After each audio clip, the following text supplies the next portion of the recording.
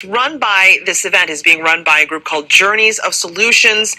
It's an organization that helps to connect people with the need around the world, the need for help in so many ways, and humanitarian aid. Rick French is with Journeys of Solutions, and Bonnie Yanni is with Four Walls, the Four Walls Project, which is underneath, or part of a subset of Journeys of Solutions. Thank you so much for joining us today. Thanks. Thank you. So there's a big fundraiser this Saturday. It starts at 7 o'clock over at the Rochester Pillars over on South Washington Street there. Right. And it's to raise money for what you're doing. And if you were to ask someone or to tell someone who asked you, what is Journeys of Solutions, what would you say? Well, I would say Journeys of Solutions is about happiness. It was started to give people the ability that were touched by something as they travel. We have a lot of adventurous people to decrease fear in the world and provide people the ability to act on a dream, a passion that they have to accomplish something that they would like to do. It's for everyday people like next door. It's an all-volunteer organization. When something starts is kind of an interesting question, but formally it was started in 2007 over some chicken wings, and now there's projects all over the world. Bonnie does house building projects in Nicaragua. We've built schools and school buildings in Africa, wells in Africa. We sponsor orphanages and students in Africa. We have a woman who's quit her job and works full-time now at a school in Africa. We have projects in Haiti. Wow. Yeah, these are places that Americans, these are not necessarily places on people's, I've got to go there on my next vacation list.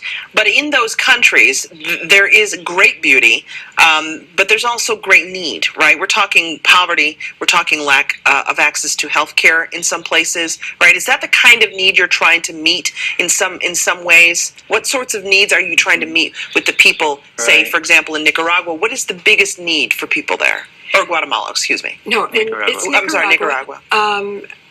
The people, this is a third world country, and people live in shelters that they just can throw together themselves. Right.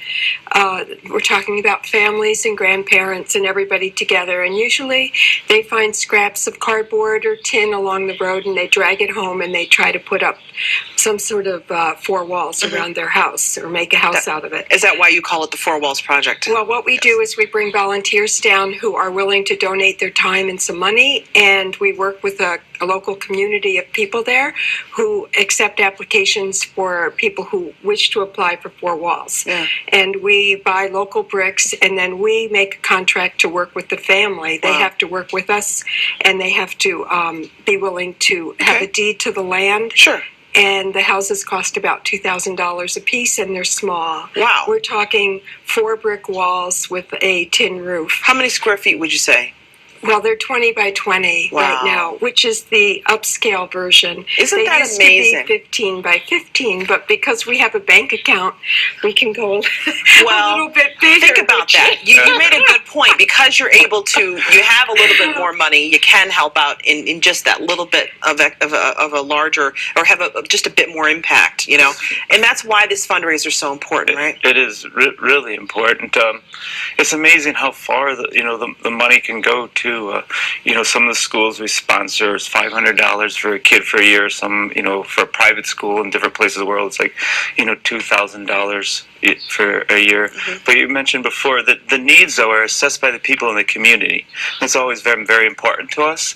So we go into a place and think we know what the need is. But part of the process is for the people there to explain to us. But that's part of the beauty of what we do.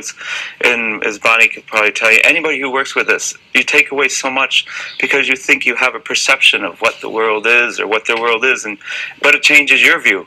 Because you find out you were totally wrong. They need this other thing. Yeah, because we might see what we perceive their lack is, and say, "Oh my goodness, how do they live without this? How do they live without that?" And then when you get on their level, really understanding them, you say, "Well, they don't need all that. What they really need is X, Y, and Z, and that's what you're trying to provide." Exactly. You said the word adventurous. You want people who are willing to take a risk, right? Right, because it's a risk. One, just to open your mind to not have a perception of what this other person might need. Often the projects take place in parts of the world that are adventurous to go to travel in, to reach out to the community around us, to get people to come. Like for Saturday, for example, that takes some adventure. We have to be creative to try to figure out, who can join us in that. Again, it's Saturday, October 19th, 7 to 10 o'clock. And if you want to learn more about Journeys of Solutions, go to www.journeysofsolutions.com. They have a link. We have a link on our Find It button on 13wham.com. Good luck to you for your event on Saturday, and safe travels in the future. Thank you. All right, we'll be right back after this.